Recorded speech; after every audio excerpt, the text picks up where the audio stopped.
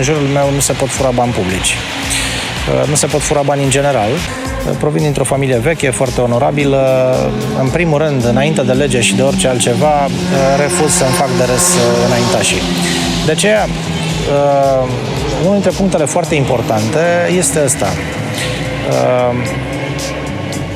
O parte a proiectului meu legat de Consiliul Județean va fi exact în zona aceasta a liberalizării accesului la banul public. Nu o să vedeți niciodată în preajma mea licitații trucate, cu dedicație, firme favorite, așa cum tot vedeți prin județul ăsta, tot felul de firme, tot felul de deontologi, vă spun că au reușit în viață, făcând-o doar pe bani publici și doar pe licitații trucate. Repet, în preajma mea lucrurile astea nu se pot întâmpla.